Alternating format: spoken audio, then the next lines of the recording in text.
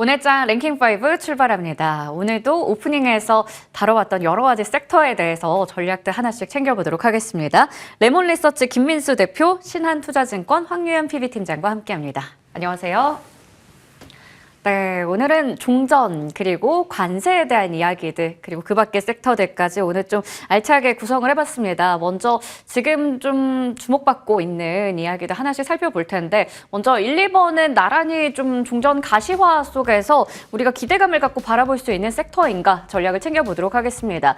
말 그대로 트럼프가 굉장히 공을 들였었죠. 러우 전쟁의 종식에 대해서요. 그랬는데 이번에 젤렌스키 그리고 푸틴과 연달아 통화를 하면서 종전에 대한 기대감이 더욱더 커지고 있습니다. 무엇보다 종전협상이라는 단어가 등장했기 때문인데요. 그러면 당연히 기존에 이미 기대감이 많이 올랐던 재건주 한 번 더 불이 붙을 수가 있겠죠. 오늘도 재건주들이 급등하고 있고요. 재건주 이벤트만 기다리고 있었던 투자자 입장에서는 굉장히 반갑지 않을 수가 없는 상황인데요. 아무래도 제일 먼저 기대가 되는 게 건설 기계 쪽인 것 같습니다. 지금도 상단에 위치한 종목들 대부분 다 건설 인프라 이런 쪽이거든요. 다만 이제 걱정되는 건 종목별로 주가의 위치가 조금씩 다릅니다. 그리고 종목도 워낙에 너무 다양하기 때문에 옥석 가리기도 중요할 것 같고 오늘도 접근 가능한 종목이 있을지 골라봐야 될 텐데요. 김민수 대표님, 네. 재건주 너무 핫해서 저희가 안 볼 수가 없습니다. 오늘 당장에 봐도 괜찮은 종목 있을까요?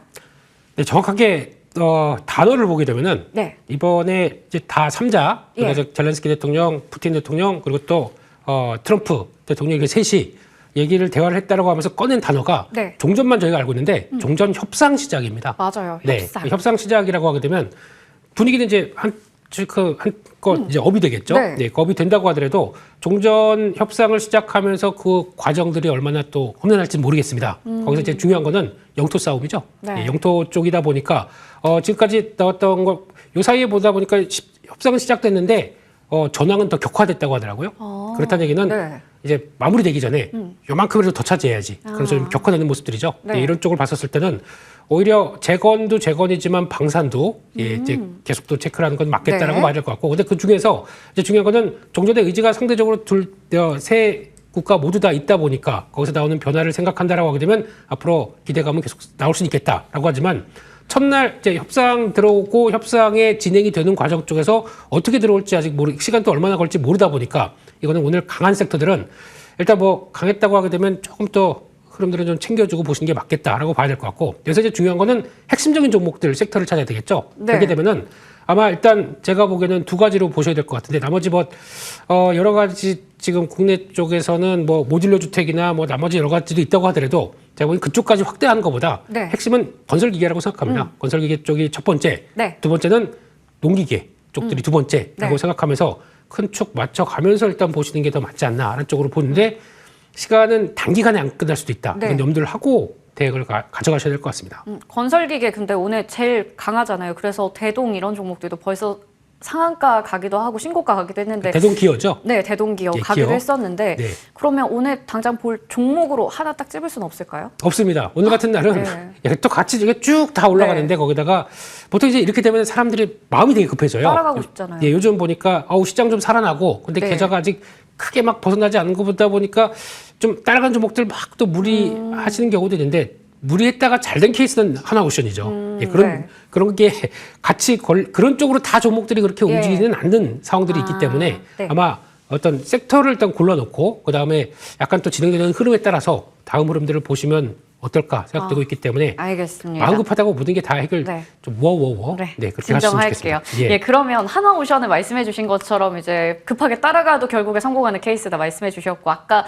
재건 쪽도 봐야 되지만 방산도 좀 곁들여서 계속 체크를 해봐야 된다 얘기를 주셨어요. 최근에 방산주 하나오션이 딱 나와서 너무 좋긴 한데 지금 한화 에어로스페이스, 한화 시스템, 한화오션 계속 신고가 랠리 이어가는 상황이고요. 이거는 진짜 지금 사도 괜찮은 건가? 이런 생각도 들다 보니까 한화그룹, 지주사까지도 함께 웃고 있는 상황입니다. 아까 전에 10% 넘게, 13%대 급등세를 나타내고 있는데요. 말 그대로 한화그룹주의 전성시대, 시세 연속성 언제까지 이어질 수 있을까?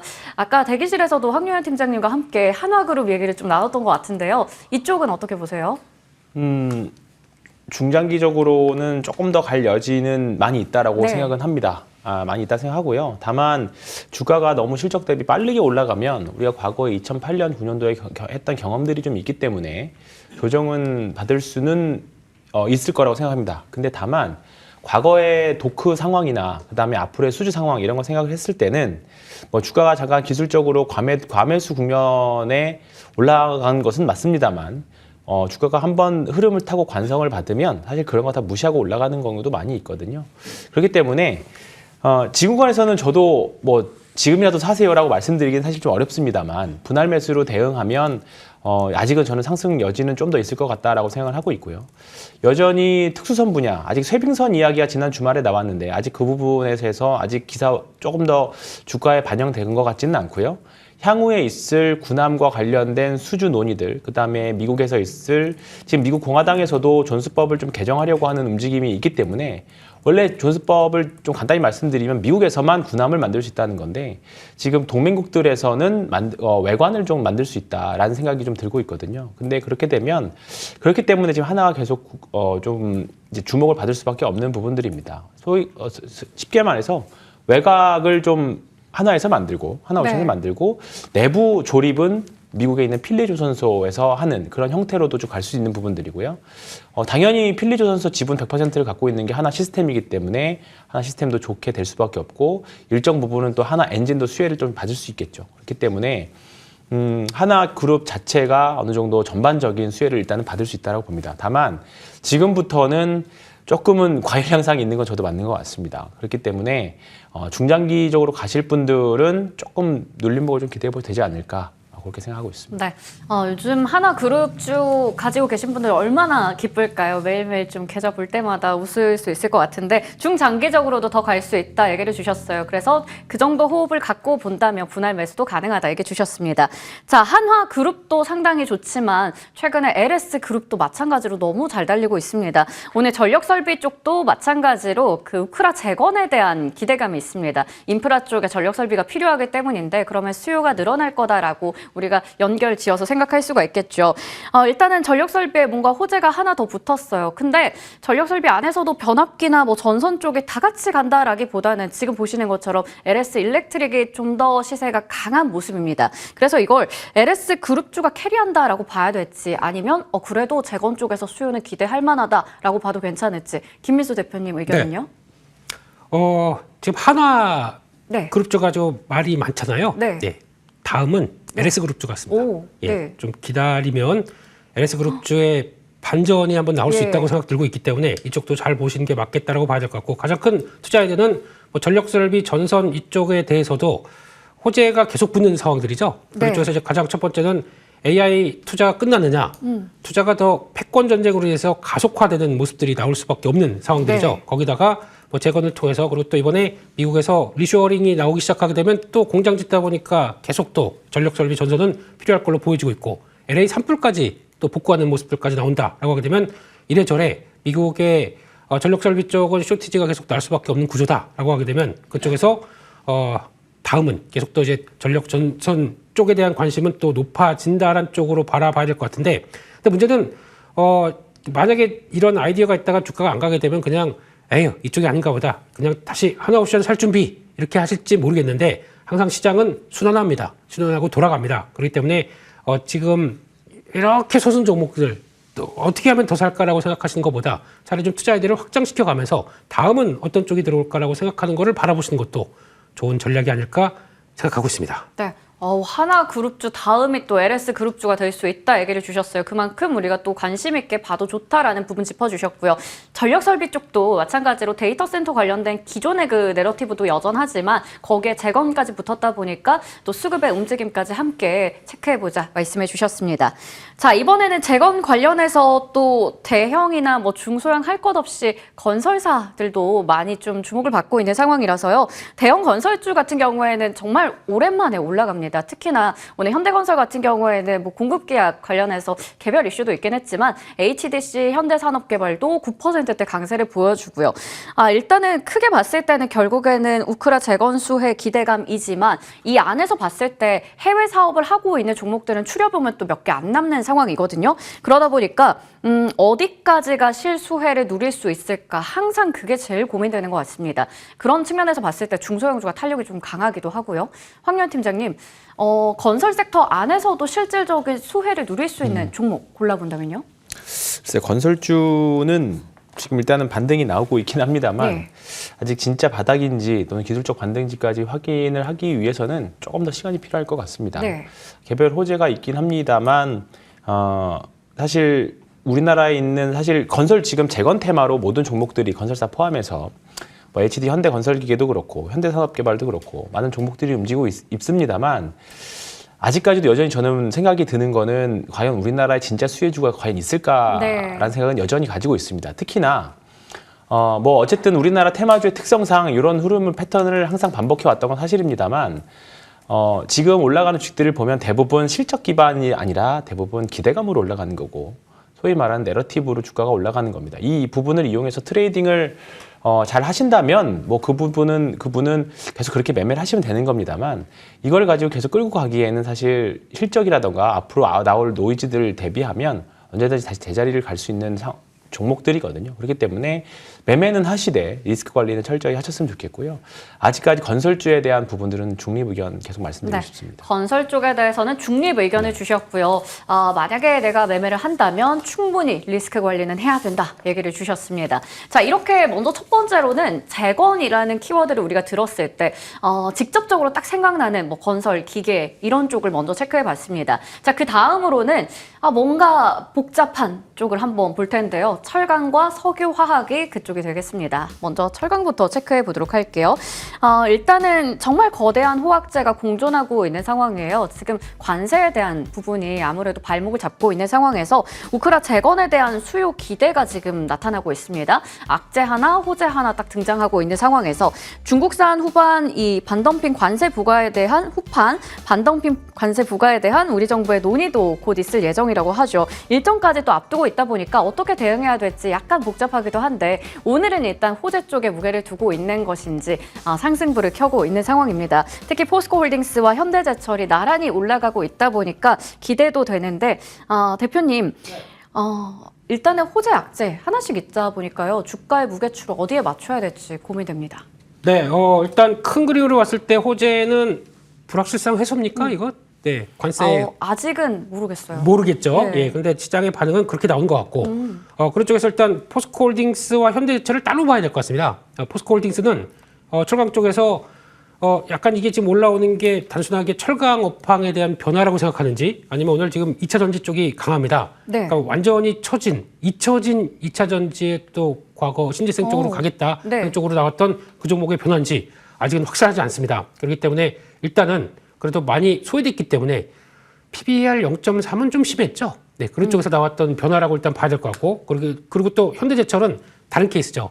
우리 트럼프 대통령께서 칭찬했다. 예, 네. 우리 들어온다라고 하는데 거기서 이제 영내로 들어갈 수밖에 없는 구조가 됐다고 봐야 되겠죠. 이런 쪽으로 봤을 때 그걸 통해서 아마 300만 톤 정도까지 2029년까지 해서 2026년 착공부터 나오기 시작하게 되면 그중에서 한 100만 톤 정도는 현대차가 직접 쓸 것 같고요. 나머지 200만 톤은 어디로 좀 소화를 시켜야 될 텐데 이런 구조를 보게 되면 이제 그러면 현대제철이 앞으로 그쪽에서 나가는 변화가 관세는 제거됐는데 네. 그 생산한 수량을 얼만큼 소화할 수 있느냐 이것도 또 추가적인 앞으로 얘기는 좀 생각해봐야 될 것 같습니다. 하지만 지금 같은 시기에 영내로 들어간다, 미국 내로 들어간다는 쪽에 대한 기대감들은 강하게 나올 수 있으면서 나오는 변화. 그리고 또 원래 철강 쪽들이 전혀 기대감이 없다가 거의 뭐 PBR 0.2, 0.3에서 거의 쳐졌다가 움직이는 변화라고 본다라고 하게 되면 당연히 주가가 움직이는 건 맞다고 봐야 될 것 같습니다. 근데 이게 추세를 강하게 전환시키고 움직일 수 있겠느냐라는 쪽들은 실적과 함께 뭔가 강한 변화가 나올 수가 있어야 되는데 그런 정도까지 기대한다는 거는 좀 어렵다고 봐야 될 것 같고요. 특히 이제 룰이 하나가 있습니다. 네. 중국과 경쟁하는 쪽의 산업들은 그렇게 크게 보지 마라라고 하게 되면 예, 아마 화학도 그렇고 철강도 그렇고 마찬가지로 지금 시점에선 어느 정도 많이 빠졌다가 이격을 좀 줄이는 정도까지는 돌아올 수 있겠다고 보는데 그걸 좀 큰 기대로 해서 이제부터 시작이야라고 보기에는 네. 여전히 어렵다. 차라리 화학은 잘 모르겠고요. 철강은 강관 쪽을 보시는 게 맞을 것 같습니다. 아. 강관 쪽들은 네. 여전히 조선 관련한 부분도 있으니까요. 그쪽도 그 약간 네. 이제 LNG 터미널 쪽에서 네, 네. 이제 앞으로 수요가 많이 늘을 걸로 보여지고 있기 때문에 물론 이제 관세를 통해서 장벽이 있다고 하더라도 네. 수요는 충분히 살아난다. 그러면은 철강 쪽에선 강관이 핵심이다 이렇게 생각하고 있습니다. 네. 아, 그냥 지금 철강이라든지 약간 석유화학 이런 쪽을 봤을 때는 낙폭 과대 정도인 것 같아요. 그래서 수익률을 기대하고 들어가기보다는 철강 안에서는 강관 정도, LNG 터미널 관련한 수혜를 보면서 그쪽 위주로만 보자 얘기를 주셨습니다. 자, 그러면 석유화학 쪽 체크해 볼 텐데 이쪽도 좀 오늘 주가 흐름이 상당히 좋은 상황이거든요. 중국산 그 제품 공급이 너무 많아서 그동안 업황 자체가 안 좋았는데 아무래도 재건 사업이 시작된다면 그 과잉 공급을 블랙홀처럼 빨아들일 수 있을 것이다라는 이야기도 나오고 있습니다. 그래도 결국에는 지금 전망만 따졌을 때, 그 업황만 따졌을 때는 구조적으로 어려운 건 마찬가지입니다. 그러다 보니까 이거를 추세 전환으로 봐도 괜찮을지, 종전 덕분에 뭔가 이제는 바뀐다라고 생각해도 될지 모르겠는데 황유현 팀장님 어떻게 보세요? 러시아 우크라이나 전쟁 때문에 유가가 좀 급등을 했죠. 예. 그러면서 나프타 주 재료가 되는 납사의 원가가 올라갔기 때문에 스프레드 마진이 굉장히 좀 안 좋았었습니다. 그렇기 때문에 이제 전쟁 종료가 나오면 당연히 앞으로 좋아질 것에 대한 기대감 때문에 석유화학 업체들도 지금 최악은 이제 지나지 않을까라는 그런 심리들. 그다음에 앞서 우리가 얘기했었던 건설주도 다 마찬가지인 그런 부분인 것 같습니다. 다만 석유화학 쪽은 지금보다는 좋아질 걸로 기대는 되고 있습니다. 일단은 유가 자체가 낮아지게 되면 일단은 그래도 안정화가 된다라고 하면 지금보다는 마진들은 좋아질 테니까요. 다만 말씀하셨던 것처럼 석유화학 업종 자체가 별로 좋지 않고 그리고 김민수 대표님 하셨던 것처럼 중국 업체와의 경쟁 부분이 앞으로는 피할 수 없을 것 같아요.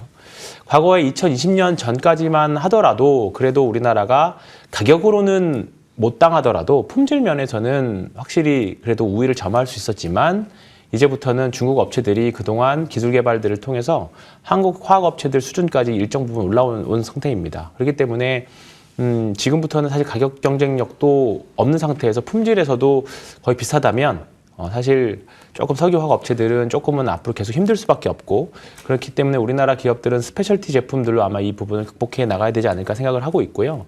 그리고 2025년 지나고 나면 중동 원가가 정말 싼 중동 기업들이 네. 이제 정말 싼 원재료를 이용한 화학 업체들이 제품들이 공급이 되기 시작합니다. 그렇기 때문에 사실 중장기적으로도 특별하게 이길 수 있는 일단 가격 경쟁력에서 이기기가 좀 어려운 구조로 지금 가고 있는 상황입니다. 그 안에 이제 우리나라 기업들이 어느 정도 돌파구를 마련한다면 얘기가 달라질 수 있지만 지금 구간에서는 단순한 기대감, 지금보다는 좀 좋아지긴 하겠습니다만 지금 여기서 뭔가 비중 있게 주식을 사서 매매를 하겠다라고 보기에는 아직은 조금 이른 시기인 것 같습니다. 네, 마진 개선으로 그래도 이전보다는 지금보다는 좋아지겠지만 단기적으로만 보자라고 얘기를 주셨습니다. 좀 더 시간 갖고 업황에 대해서는 체크해 봐야 될 것 같습니다. 자, 이렇게 재건과 관련해서 또 우리가 좀 복잡한 이슈 속에서 움직이고 있는 철강, 석유, 화학까지 짚어봤습니다. 이번에는 관세 이야기를 해볼게요. 이제 트럼프가 상호 관세 행정명령의 시행을 앞두고 있는 상황입니다. 그런 가운데 이 상호 관세에서도 우려가 됐었던 자동차와 의약품에 대해서는 면제가 될 수 있다. 이러한 가능성이 제기가 되고 있습니다. 그러다 보니까 오늘 자동차 관련주들이 오랜만에 이렇게 강한 모습 보여주고 있어요. 현대차가 5% 꽉 찬 양봉 나타내고 있고요. 기아도 3.6% 오름세 보여줍니다.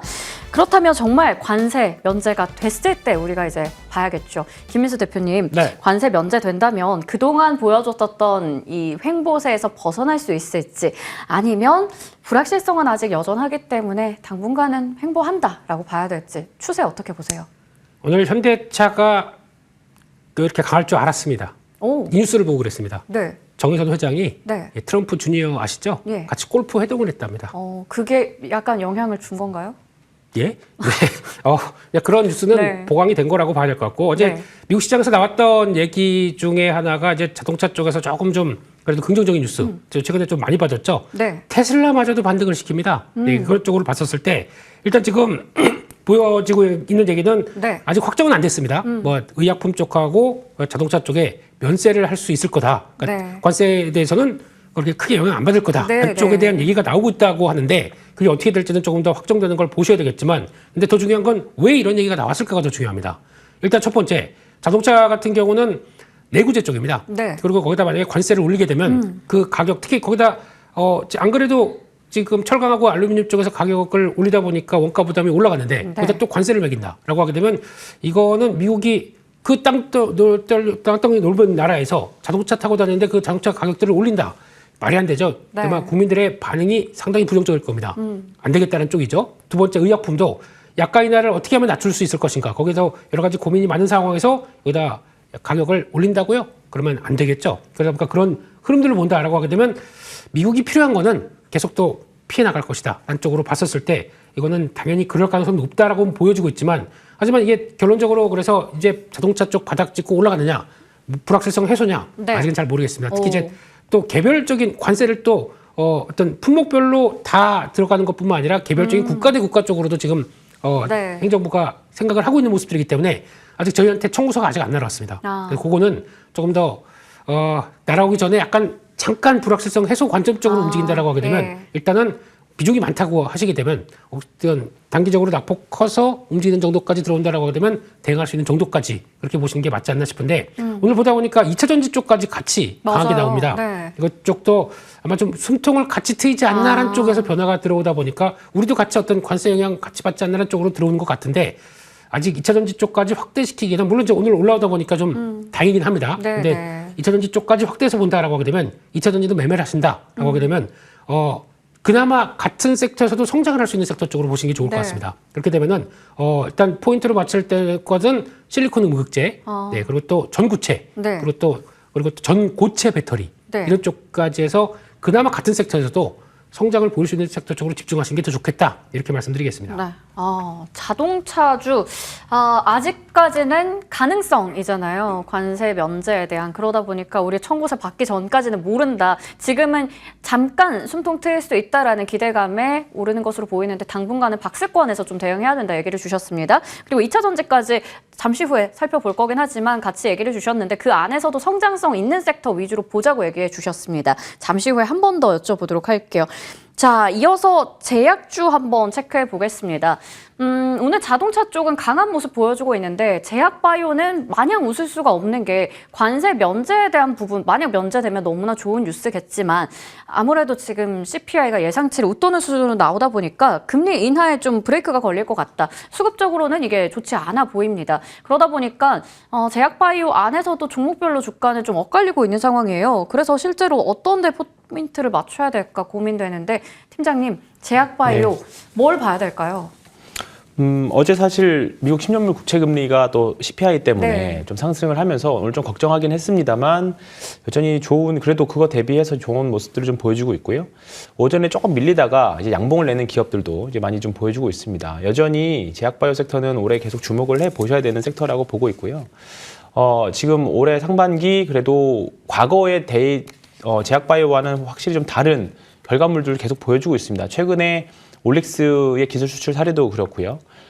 리가켄바이오라던가 유한양행이라던가 그다음에 ABL바이오라던가 여러 가지 이제 항암제 기업들을 위주로 일단은 좋은 성과들을 내고 있습니다. 과거에는 말 그대로 찌라시성으로 또는 내러티브로 소위 말하는 내러티브로만 올랐었는데 이제는 그 성과가 이제 돈으로 환산돼서 들어오는 시기가 본격적으로 되는 시기가 2024년, 2025년이 될 걸로 보고 있습니다. 그렇기 때문에 지금 5대 항암제로 계속 말씀드리고 있는 유한양행부터 시작해서 리가켄바이오라던가 여러 가지 종목들 계속 항암제 위주로 보셨으면 좋겠고요.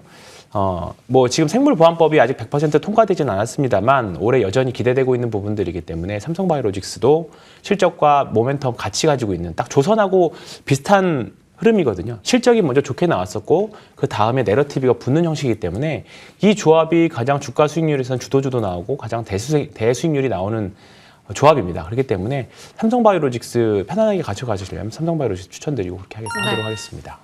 일단은 확실히 지금 호황제가 겹쳐지는 상황에서는 종목을 잘 골라야 될 것 같은데 여전히 우리가 편안하게 보일 수 있는 종목으로는 삼성바이오로직스 원픽으로 오늘 꼽아주셨습니다. CDMO 시장을 선도하고 있는 만큼 앞으로의 추세도 지켜보도록 하겠습니다.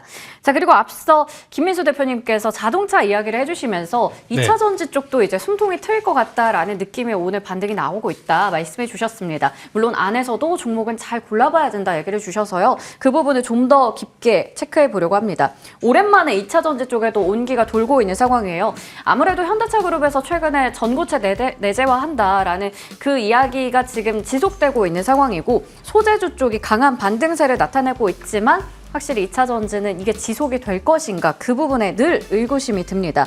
우리가 반등의 신호로 삼을 만한 이벤트가 있을지도 궁금한데 대표님 한 번 더 말씀 부탁드릴게요. 네, 개인적으로는 현대차그룹이 전고체 배터리 내재화 못할 거라고 생각합니다. 예, 그게 네. 뭐 배터리 기술을 예전부터도 내재화 얘기를 좀 나오긴 나왔었는데 자동차 메이커가 배터리 기술을 내재화한다, 네. 배터리를 내재화한다.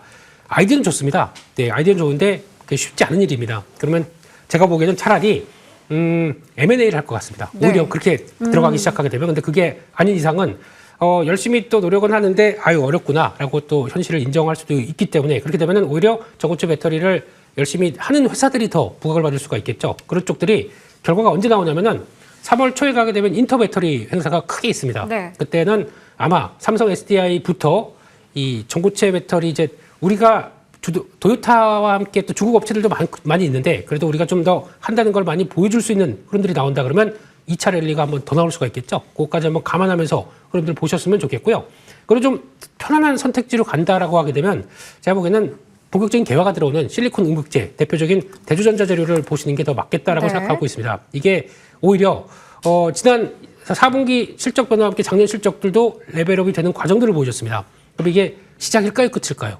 제가 보기엔 시작이라고 생각되고 있거든요. 네. 그렇기 때문에 그런 쪽으로 변화가 들어온다 그러면 역시나 계속 관심 있게 봐야 될 대표적인 섹터다라고 봐야 될 것 같고 전고체 쪽에서는 아마 이제 그러니까 지금부터는 투자를 얼만큼 잘했느냐에 대한 관점들인데 투자가 제대로 잘 안 된 것 같습니다. 워낙 금리도 높고 거기다가 여러 가지 캐즘 현상이 나오다 보니까 그렇게 되면은 지난번에 실적 그래도 선방했던 에코앤드림 쪽들이 변화가 나올 수가 있겠다는 생각인데 아직은 좀 약하죠. 네, 변화를 좀 기다려 보겠다 이렇게 보셔야 될 것 같습니다. 네.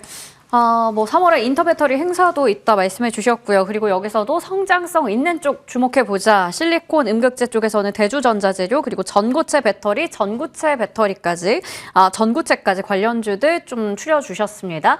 자, 그 다음으로 AI와 로봇 관련해서 한번 이야기를 해보도록 할게요. 여전히 시장에서는 좀 뜨거운 트렌드입니다. 로봇 관련주들이 최근에 좀 조정이 나오나 싶었었거든요. 그런데 단기 하락의 추세를 멈추고 오늘 일단은 반등이 나오고 있습니다.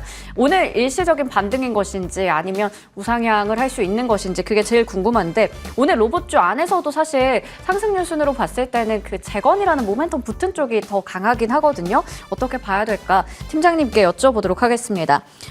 로봇 섹터 아주 큰 폭은 아니지만 그래도 며칠 동안 그 고점에서 또 갖고 계셨던 보유자분들은 한숨 돌리실 것 같기도 해요. 팀장님, 당분간 이제 다시 하락 추세를 멈추고 우상향 기조를 이어갈 수 있을까요? 네. 저는 올 상반기 그래도 로봇은 계속 보셔야 되는 섹터라고 보고 있고요. 예. 지금 당장은 뭐 재건이라던가 다른 쪽으로 수급이 조금 이동돼 있는 하나 뭐 조선이라던가 이런 쪽으로 수급이 좀 이동돼 있는 상황이기 때문에 로봇이나 그다음에 AI 소프트웨어가 좀 쉬고 있습니다만 올해 온디바이스 AI부터 시작해서 AI 소프트웨어 쪽은 계속 관심 갖고 보셔야 될 거라고 봅니다. 지금 미국에서도 AI 소프트웨어 쪽은 계속적으로 긍정적으로 우상향 상대적인 강세를 계속 보여주고 있고요. AI 의료까지도 같이 보셔야 될 것 같습니다. 일단은 AI가 올해부터는 본격적으로 에이직 칩을 바탕으로 한 AI 소프트웨어, 그다음에 AI 소프트웨어 활용한 가장 기본적으로 도입을 할 수 있는 게 로봇이고, 그다음에 자율주행이고, 뭐 드론이라던가 더 확장해서 할 수 있는 부분들인데, 거기서 가장 먼저 현실화돼서 우리 일상생활에 들어올 수 있는 거는 로봇이 가장 우선순위라고 보고 있기 때문에 올해 로봇 주식들은 지금 몇몇 종목들은 심지어 이제 투자 경고까지 가 있는 상태잖아요. 네. 이제 투자 경고가 풀리면 또 얘기도 달라질 수 있을 거라고 보고 시장의 수급도 순환매로 충분히 돌 수 있을 거라고 봅니다. 그래서 종목들 지금 뭐 눌러져 있는 종목들 많이 있습니다. 그때 우리가 한번 좀 투자 기회를 이때 분할 매수로 한번 가져가시면 전 좋을 것 같습니다. 네, 로봇은 여쭤볼 때마다 늘 상반기 내내 관심을 가져야 된다 얘기를 주셨었어요. 그래서 눌림목이 나오더라도 우리가 관심 있게 볼만하다라는 부분 얘기해 주셨습니다. 이번에는 AI 소프트웨어 쪽 볼 텐데요. 네카오를 비롯해서 전반적으로 분위기가 좋진 않은 상황입니다. 특히나 네카오가 나란히 실적을 내놓았는데 카카오 같은 경우에는 오늘 실적 발표랑 그리고 컨퍼런스 콜에서도 우리 이제 AI로 좀 뭔가를 해보겠다. 오픈 AI와의 협력에 대해서 뭐 구체적인 이야기들도 좀 나오고 있습니다. 하지만 그럼에도 불구하고 최근에 또 금리 인하에 대해서도 속도가 좀 조절될 거다라는 이야기 나오다 보니까 조정 나오고 계속 며칠째 쉬어가고 있는 상황입니다. 네카오의 AI에 대한 기대감 벌써 끝났다라고 봐야 될지 대표님 지금은 그 금리 인하에 제동 걸린다 이게 더 크게 작용하는 걸까요? 어떻게 봐야 돼요?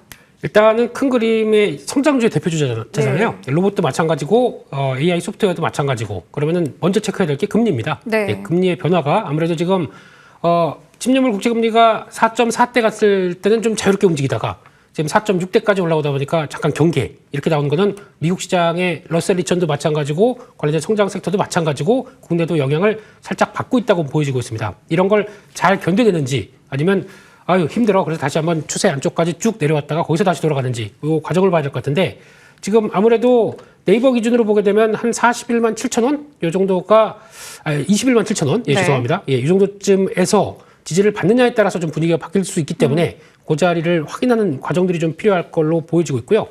그런 쪽에서 소프트웨어 쪽들은 이제 좀 판단의 구분이 좀 필요하실 것 같습니다. 뭐 저희가 알고 있는 뭐 솔트룩스나 마음웨이 모든 이런 종목들이 다 있다고 하더라도 제 눈에는 성과가 어느 정도 좀 가시화된 쪽들이 제일 좋겠다라고 하게 되면 그게 핵심 포인트다라고 봐야 되면서 세 가지 쪽으로 본다 그러면 엠노 그리고 더존비즈온 그리고 카페24 정도면 제 눈에 들어오고요. 나머지는 잘 모르겠습니다. 나머지 그냥 트레이딩하는 게 좋겠다라는 쪽에서 성과 난 종목들이 강하게 움직여서 레벨업 되기 시작해야 시장에서는 계속 또 역시나 살아있구나라는 쪽으로 봐야 될 것 같고 마찬가지로 네이버도 지금 중요한 변곡점에 위치하고 있기 때문에 거기를 잘 지지하는지 보시면서 일단 먼저 신경 쓸 거는 금리도 같이 신경 쓰자 이렇게 봐야 될 것 같습니다. 네, 큰 틀에서 봤을 때는 네카오는 또 성장주이니만큼 금리에 대해서 민감하기 때문에 그걸 잘 체크해보자 말씀해 주셨고요. 네이버는 중요한 변곡점에 놓여 있다 얘기해 주셨습니다. 마지막으로 AI 소프트웨어 쪽에서는 엠로와 더존비존, 카페24 이렇게 세 종목을 좀 골라주셨으니까요. 참고해 보시면 좋을 것 같습니다. 오늘도 다양한 이야기 두 분과 나눠봤고요. 지금까지 레몬리서치 김민수 대표, 신한투자증권 황유현 PB팀장과 함께했습니다. 고맙습니다.